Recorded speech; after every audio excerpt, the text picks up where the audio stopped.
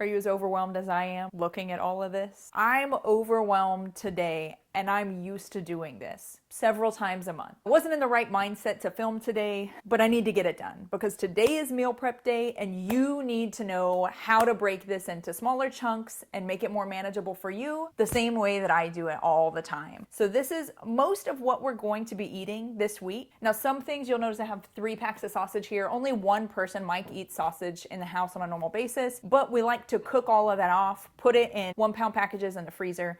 So you'll see some things that are more than we usually use. With that being said, we're gonna go ahead and break it down into meals, but I wanted you to see what we're working with right now. I use an inventory tracker to see what I have, and from there, I make my grocery list into what I need from the store. What we're going to do first is we're gonna kind of look and see what we have. For us this week, this is our menu.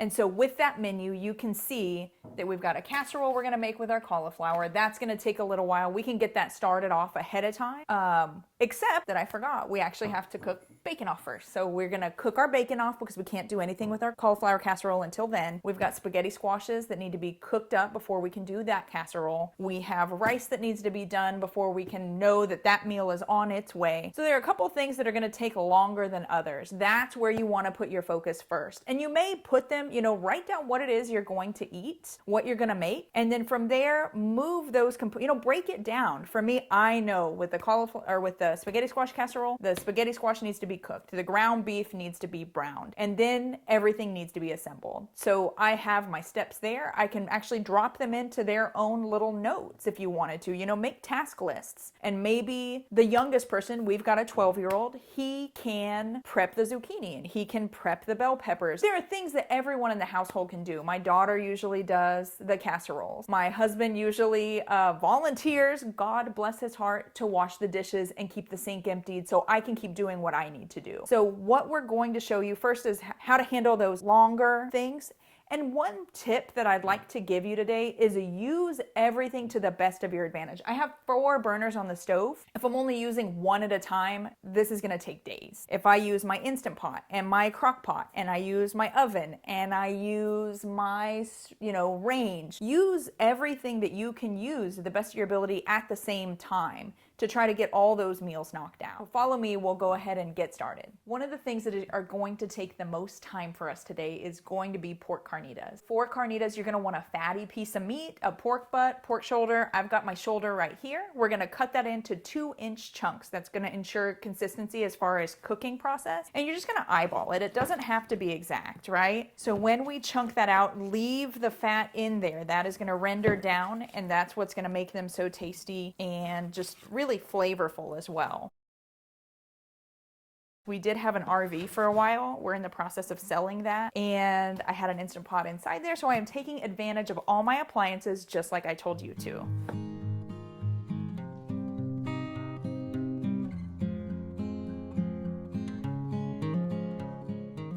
Alright, so we've got our meat in there. Our carnitas are all, or what will be our carnitas, are all chunked up. We've got them.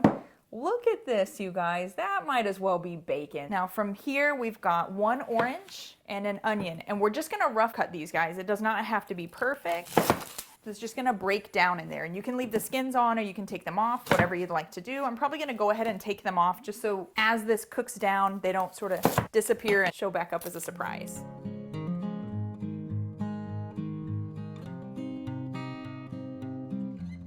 All right, we've got an orange. And we have some lime juice as well. Now, I think it asked for a lime. I didn't have a lime. I do have lime juice. So just sprinkle that around in there. And then if you have an orange juicer, that's great. But if not, you can actually just take a spoon to it. And you're just gonna pierce those segments of orange so that they give you the juice. And we are actually going to just throw the whole orange, all of the pieces, in here to cook down with the meat.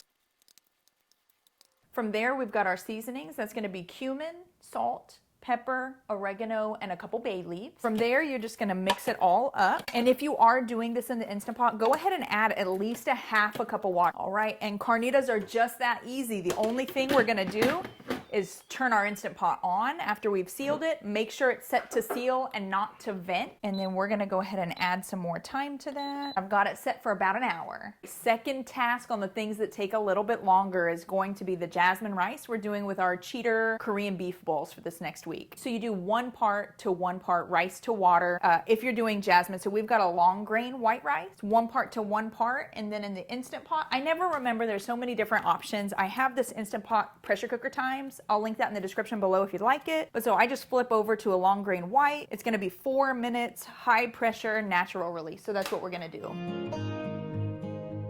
So we're just gonna hit that high pressure again, make sure we're unsealed, and then we're gonna let it naturally release. So when it does beep off, if you're new to your Instant Pot still, you're just gonna ignore it. There's a little pin back here that's going to, when the pressure fills, it's gonna come up to the top. You're gonna wait till you hear that drop or when you come by to peek on it when it's down. We've got 2 steps down. Guys, the carnitas are starting to smell amazing. I had something else on the books for tonight, but that may be what we're eating for dinner. From here, we've got spaghetti squash next. You can cut your spaghetti squash several different ways or cook it several different ways. I've heard of people piercing it and putting it in the microwave. I know that in the past I have cut it in half and put it in the Instant Pot. Something that we've noticed works a little bit quicker is if you cut it into rings, 1 to 2 inch rings, and put it on some parchment paper on top of a sheet pan. You can put it in the oven for about half an hour and it just works really quickly, and that way this isn't occupied right now where these other 2 things are, so we're just taking advantage of another appliance. The spaghetti squash is really hard skinned, so if you have trouble, what I have learned works really well is just to pierce it, and I will usually go ahead and pierce it ahead of time.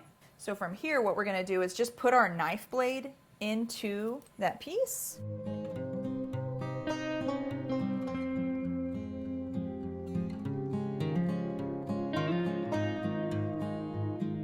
A spaghetti squash is amazing. You can use it as a pasta replacement. You can get your vegetables in there without trying. I don't pull the seeds out until after it's already cooked. It all comes out a lot easier once it's finished. From there, we always drizzle a little bit of olive oil. And usually we would only use 1 spaghetti squash at a time, but I wanted to show you the benefit of just when you're in the mindset of meal prepping, you can do all these things. I know I said I was overwhelmed earlier. I'm feeling a lot better now, actually, just having broken a couple things down and having them behind me. But one thing that's helpful to know is, hey, I'm in the meal prepping mindset right now. How long from the time that I got this started is it gonna take to get this guy done as well and baked at the same time? Or if I want to make another spaghetti squash casserole in 2 weeks or 3 weeks, how much time is it going to take me start to finish? How much more time does it take me to double that recipe and throw one in the freezer? It makes so much more sense, you guys. Just go ahead and have that mindset of, hey, it's not going to hurt me to double this. I have 15 extra minutes, or I have a little bit of extra time to double that, and really help myself in the future.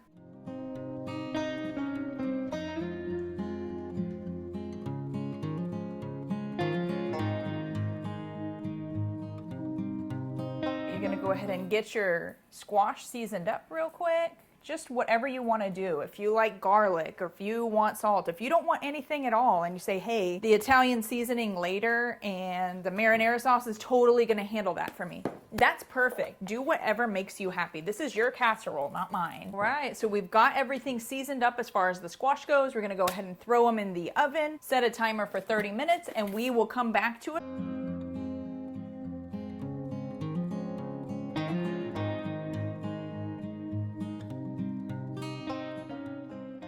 On to the last thing on our longer task list, and that is going to be bacon. It really doesn't take that long to cook, but it can be doing its thing in the background while you're handling other items. We usually use a Blackstone. We've also got snow outside right now. And so I'm just gonna throw that into the oven. Now we do have the benefit of having 2 ovens. So while I've got the spaghetti squash going on the top, I can have the bacon going on in bottom. And just whatever makes sense for you and your tasks. You're not cooking everything that I'm cooking. Your meals may look much different than mine, but just take those items that A, can be working in the background, or B, take a little bit longer time, and go ahead and get those done first.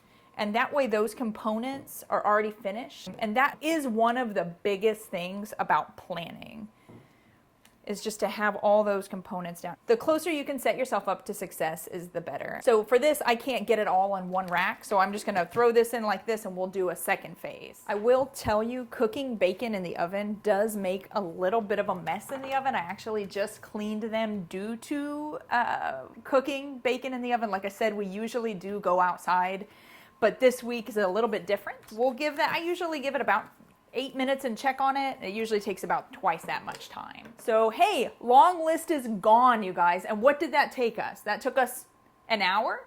That's not so bad. That is an hour during the week that you are not coming from home from work and going, oh my gosh, I didn't start anything, or I don't have any rice, or my bacon's not ready, or. We are getting a leg up on this week. We are on to our second task list. So our second task list is going to be produce. If you have small children and you need to prep apples or oranges, whatever that is, go ahead and throw that in this group too. We've got older kids, they handle their own fruit. Thank the Lord. But I do have a lot of produce still that needs to be done. So vegetables. I've got some cauliflower. The cauliflower is not for the cauliflower casserole. It's actually for my carnitas. I found a wicked awesome recipe a couple years ago. I don't remember where I found it from, but it was a cauli nacho recipe. We're just gonna prep it. So just so that it's ready, so when it's dinner time, you don't have to mess with this. We've got zucchini. These are gonna kind of be the same thing. So zucchini, we've got zoodles that we like to use, which are gonna be like a zucchini noodle. We've got just vegetable sides. So we are gonna prep these in a couple different bins so that we know which one's for which. We've got onions and peppers for our Philly cheesesteak meat. We're gonna go ahead and throw in one of the Instant Pots or in a crock pot. I've got mushrooms for our chicken thigh cast iron skillet bake. And then we've got some salad that's gonna get portioned up into its container as well. So this is where we're at. Second task list, let's get it knocked out. All right, first guy up is the cauliflower. So for this, all you're gonna do is get in between the cauliflower and the stem, and you're just gonna break that off, you guys. All right, so that guy looks good. We're gonna go ahead and do the same thing to the second one, because what did we say? We're gonna batch everything. So it doesn't make sense to break one down into florets when then we're gonna have to make a huge mess like this all over again. We're gonna get all the mess done at once, and then all the breakdown, you know, you're gonna do it in steps like that. It's just really gonna make your life a lot easier.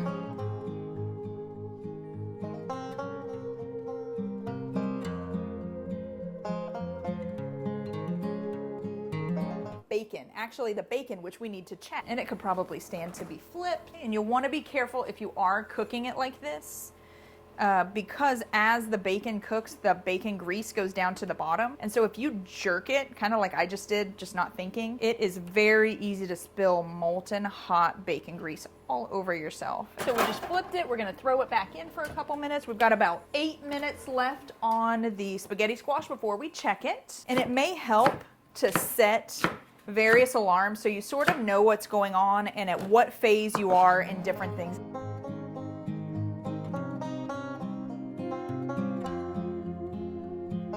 And since these are nachos, I'm keeping them sort of like this. Kind of like a piece you could pick up if you wanted to pick it up and just kind of, you know, pop it into your mouth like a chip. And that'll be loaded with carnitas.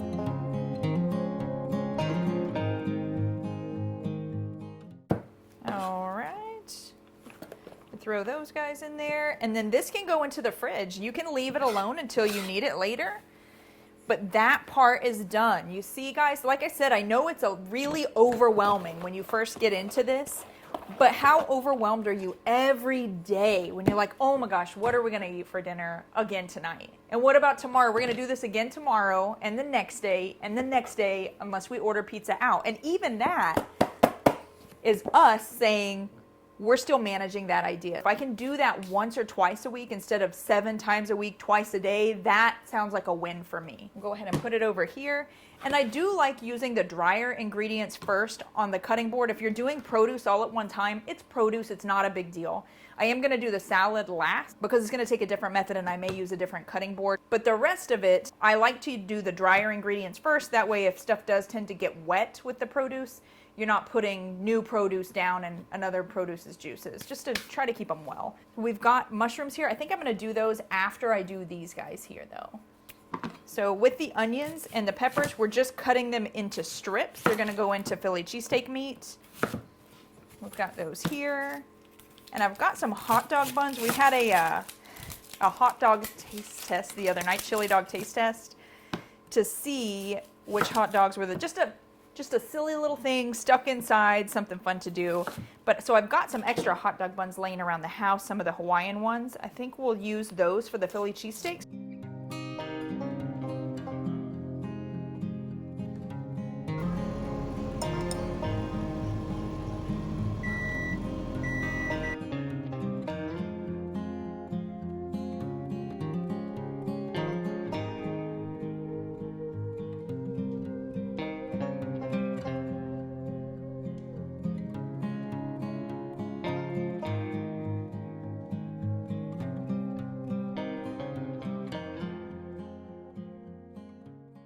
We've got bacon. What we're gonna do is get it off of this sheet pan so that we can put the other part of our bacon on it. So we've got really nice, beautiful golden bacon ready to go. We're gonna let that soak in, get what little bit of grease is on there off. All right, bacon down, and then bacon up. And this will be hot still, so just be careful while you're laying the new bacon on it. And like I said before, there is bacon grease in the bottom. Just be careful when you're moving it around. You're free to empty that out if you want, but I have found that it makes a little bit more of a mess. Then you've got hot bacon grease dripping down the side, you know, dropping down into the oven, burning, making smells and smoking and setting the smoke alarm off. And second bacon down. And now we're on to our Philly cheesesteak or fajita vegetables. We're doing them in a Philly cheesesteak right now, but the premise is the same.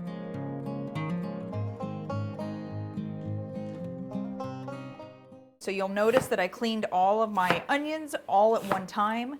And now we're slicing all of the onion. When you're in the same mindset to do the same thing, you can get a lot more knocked out in the same amount of time or in almost the same amount of time. All right, we've got onions. And so what we're gonna do with our peppers is the same thing. And I think we've got four servings and we did 2 onions, so let's do 2 peppers. We'll do an orange and then let's do this red one right here. So what we're gonna do is cut them in half. And again, we're batching.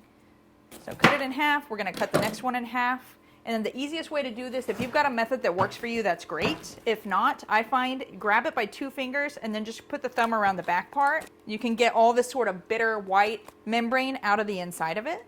And just like that, super easy peasy. I used to get in here with a knife, you know, cut all this white out. And it's just, this is so much quicker. All right, so we are good on cleaning our bell peppers. Now we're gonna do the same thing. We're batching, so we're gonna slice all the way. And I have found, and this is the way that I taught my children too, grab the inside of that pepper. We are gonna bear claw this. I have cut too many tips of fingers off, and actually, this one was not my fault, but this was the most recent. I wasn't even cooking. It was just a freak accident. We'll talk about it later. But I have cut the tips of several fingers off meal prepping, and I was much younger. I didn't have the skills I have now. But also, thankfully, I did learn from those lessons. All right, so we're just gonna throw it in here, and then we're just gonna repeat until all of our peppers are done. And do you see how fast this is? Right now, we are in the mindset. We are meal prepping. Is this the way we want to spend our Sunday so that the rest of the week runs a little more fluid? For us, yes, it is. Tomorrow night, we've got scouts, and we will be out of the house from about 7 until, depends, probably close to 9:30. And so for me, I need all the help I can get. Then on Tuesday, usually, I'm definitely feeling a little worn down from Monday night, and there's no reason not to use the tools we've got.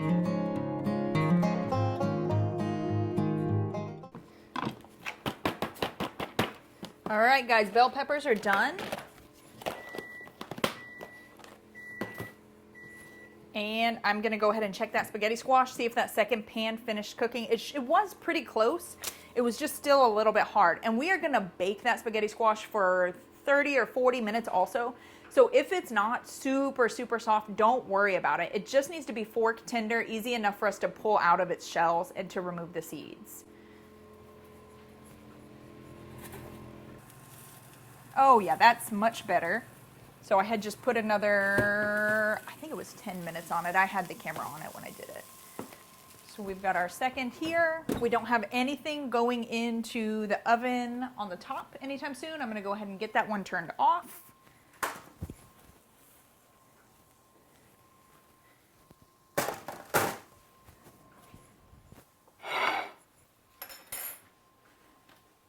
Okay, and our rice has finished. I didn't hear the little pin drop, but it has dropped. So I'm just gonna go ahead and get that open so we can check on it.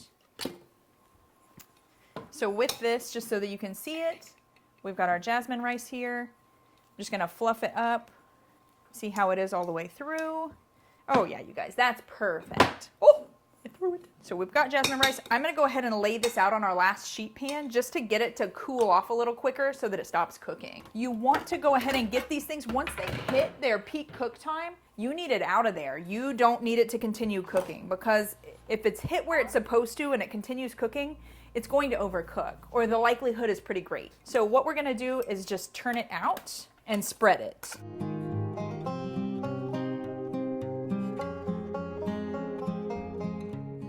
And we'll just put it over in the corner and let it cool off. And then make sure that this doesn't have the L on it anymore. You want to go ahead and turn it off, because otherwise it's keeping warm, which means it's actually still sending heat to your unit. You want that done. We've still got 13 minutes on our carnitas before we check it. In the meantime, we've got bacon finishing up. These vegetables are done. The bell peppers are finished. I think from here, let's go ahead and do our zucchini. For that, we will need this guy here. But what we're gonna do first is cut off the fronts and the back. So again, we're batching. I've already rinsed these and dried them. And you do wanna go ahead and do that. If you haven't noticed before, or maybe you don't use zucchini a whole lot, they usually have like a grit, like a dirt or a soil or a sand to them. Just get that rinsed off so you're not eating it. So there's some we're going to turn into zucchini noodles, and there are some that we're just portioning up. So I think we're gonna do 3 and 2, 3 for noodles, or I'm sorry, 3 and 4. And so these other ones, we're just putting them in a piece that can be just pan fried out with some seasoning. For that, you're gonna cut them in half, and then you'll cut them in half again. And it does not need to be perfect. You'll notice that this one went kind of sideways. That's fine. Now, if you do wanna make sure that piece isn't too big, just go ahead and put another piece in it. It's not gonna matter. And then I usually put them in about 1/2-inch pieces. So just like that.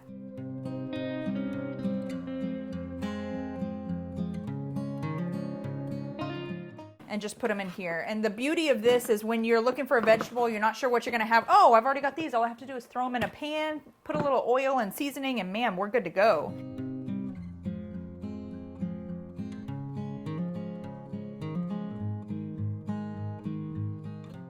All right, zucchini part 1 is done. I've got those guys here. We're gonna move this over for the second round. And I am left-handed, so we're gonna turn that guy. We'll get our space out of here. Our dog, actually, Bella, loves these little backs. So I usually cut them down bite-size. She's a little Yorkie, so her mouth is small. So for this, it's got teeth. This is one we've had for a while. It is not, it's a little wonky, but it works for what we need it for. I don't usually like unitaskers, but for this, it definitely serves a purpose and gets everything done a little bit quicker.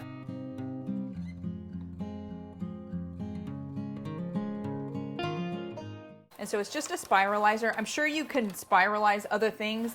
This is the only thing that we've used it for, is just for zucchinis. But you'll notice on this other side, I do have some pretty nice spirals coming out of here.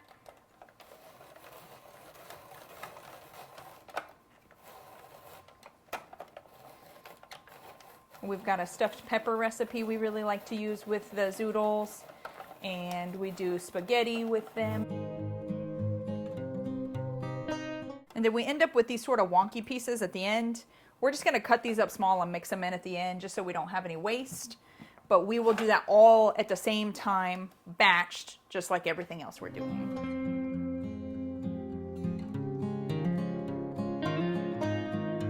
All right, we've got our second one done. While I'm in the middle of zucchinis right now, I'm actually gonna go ahead and check on that bacon and see how we're sitting there. Oh yeah, we've still got probably a couple minutes. We've got one more zucchini.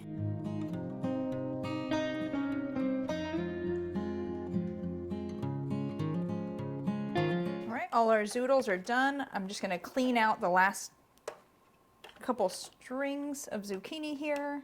All right, and then these we're just gonna break down. You're not gonna notice them in there.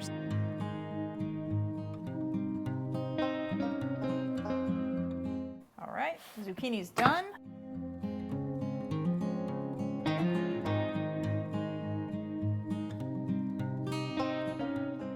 And it's the final countdown. We're down to the last item on our produce task list. I got spinach today. I can at this point not tell you why I got it. So we are gonna mix some in with everything else as far as our salad goes. We've got some hearts of romaine, and we really like this kale pecan cranberry mix. So you'll want to go ahead and rinse your lettuce off after you pull the first couple pieces on the outside off. And I'll be back with you just as soon as I get that done.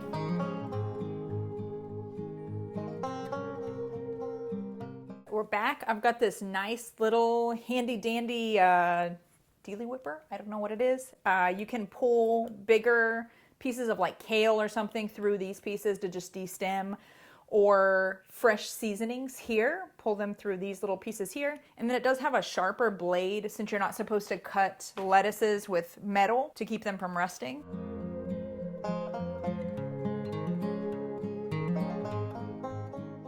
There's a package right here of cranberries and pecans and a little breadcrumb stuff, and then a really nice honey Dijon mustard or honey Dijon dressing there.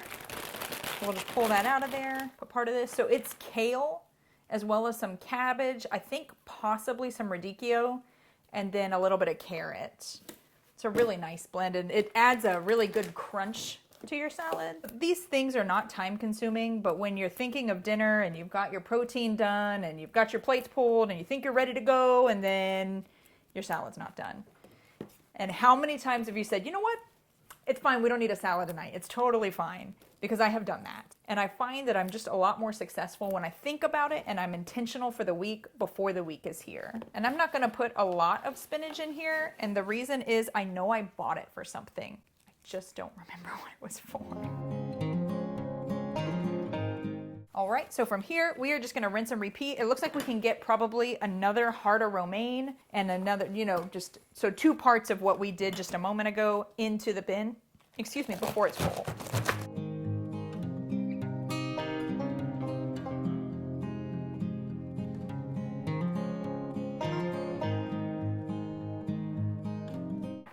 All right, you guys, salad is done. We're gonna go ahead and get that put in the refrigerator, and we're gonna move on to our next task, which is going to be actually getting into our recipes with meat.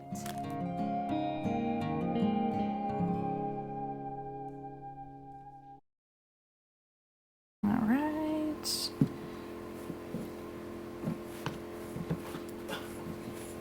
What? Were you not recording again? I was not recording.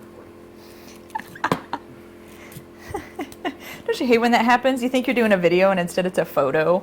And you're like, gosh, darn it, that was all my good material too. I did that outside earlier last week. Yeah. Yes, sir.